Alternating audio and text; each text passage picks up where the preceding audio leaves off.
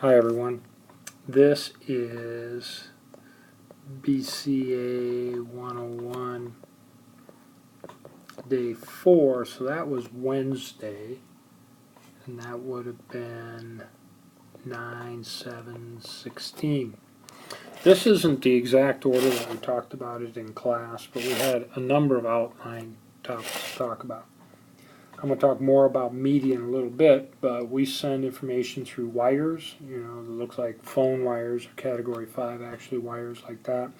Coaxial cable, okay, so we can send through wires, we can send it through the air wireless, and there are a variety of ways there between Wi-Fi and LTE and satellite and Bluetooth and so forth. And we talked about fiber. We can send it across fiber optics. Being able to send across wide areas, we have wide area networks. For example, here we give the example of Walmart. Walmart may have a store in, let's say, Mason City, and then maybe a store in Cedar Rapids, and then headquarters down in Arkansas. They can pay a service provider to connect their stores together in some type of hierarchy across the country. And that would be a wide area network. It covers a large geographical area. Also in this outline, we talked about backup. The idea of the information, no matter if you have it stored, let's say on your hard drive in your computer, or stored in your flash on your phone, you should take a copy of that data if it's important, what the backup, and if you're updating it every day or every week, every month, how often you should back up, and then why do you need the data?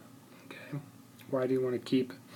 Lots of options of backing up into the cloud or onto a flash drive or onto a hard disk you have, but you really got to think about these things. What, how often, and why you want to grab that data. And then where, I should have put that on there too, where are you going to put it? If you back it up on a flash drive and leave the flash drive lay in your house and your house burns down, then you lost the data off your computer and your flash drive. Okay, so there's lots of other options for that. On to the next page. So we talked about hooking computers together and networks. It's a huge thing nowadays, okay? Huge. We talk about the value. The most important thing is share information. We take data, and the data is transformed into information that means something to us. Okay? Now, whether the information is good or bad or whatever, but we can do that. We can share devices, like we have one printer in the classroom for all the computers. We can share storage, especially a lot of advantages of saving items in the cloud. Or we can share software from the cloud. Or it could be on a network server. They actually call them an app server. You can distribute apps off a server. You can get it from the cloud. Key things, depending on the software, you have to understand the licensing in terms of who can access your software and who can't.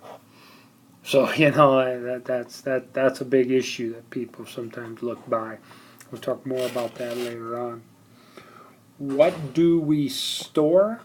We can store data files. For example, a file like docx, a word processing, Microsoft word processing file. You hear of saving stuff as PDF, portable document file, okay, good for sending documents around and so forth. So we have data files that we can store, and data files are manipulated by program files, software. You need software to manage the data. And we talk about this extension when we do that. Okay? And so I already mentioned this, we can store it on hard drives, DVDs, or in flash memory, solid state type memory. these items are more important than most people think. Okay, you need software to manage the data. Okay, a lot of times you don't see that happen on your computer or your device, but you need some piece of software to manage data. If you're listening to music on a computer, there's a piece of software managing that data, and the data is the bits that represent the music or the video or whatever. Okay, we're on 3 of 5, so we're rolling. So this is a picture here. Let's say, all of this is in the same geographical area. Okay, that's all here at NIACC. Okay, all that's right on our campus. Everything's connected. That's a local area network. It's the same geographical area. It's under the management of a specific company. It's all right here. Now we can make this a WAN by connecting to our Charles City area, and we'll look at that in a minute. But this is our local area network. So in here we have fiber connecting these devices. This is a logical diagram. We actually have then these devices connected by wire, some type of a wire connection. Okay, we talk about fiber up here.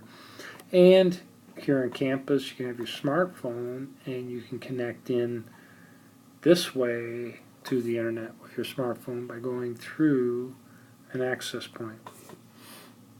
Now you can also be here on campus on your smartphone and connect in using LTE to some tower, let's say Verizon's tower, and then they get you into the internet, but they're actually in here already. We'll learn more about that later on.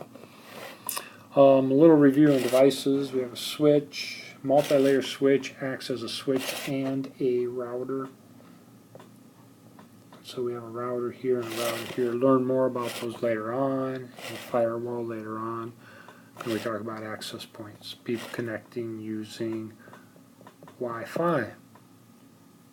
I'm going to keep moving. Okay, so this is the same thing we had before. We can, as an example here, NIACC can connect to the Charles City site, and they can connect back. That would be a wide area network. It covers a large geographical area, and we're using some type of provider to make the connection. You could have a WAN and not go through a service provider, but it's a little bit rare. For example, this doesn't exist anymore, but there was a company in Mesa City. They had a plant on 9th Street and a plant out on 12th Street. They put up their own tower, and they send signals between the two through the air. So that was a WAN, but they didn't have to use a service provider to get from here to here and back. That was Curry's at that point. I don't think this exists anymore. Curry's, I don't think they do anymore, but I couldn't be sure. I don't know. They probably still do. They probably still have. I think they make the door frames out on 12th Street, and they make the doors on around 9th Street. So they probably still do that. All right. And there's other ways to do that. Okay. How do we... it's the same thing for Canvas. When we come out of NIACC and we're going to connect to Canvas, they're out in the cloud, and then we come back. So anytime you use Canvas, you're using a WAN to connect through the internet to Canvas, okay? Or connecting over here to Facebook, so forth. A couple things that are interesting. These ISPs, they typically measure how much you can move by bandwidth, how many bits per second you can move. These data services usually measure by bytes, how much quantity you can actually transmit during a certain time period. Talk more about that later on. Alright, this is more of the same thing. I think we already covered this, so we're good for day 4.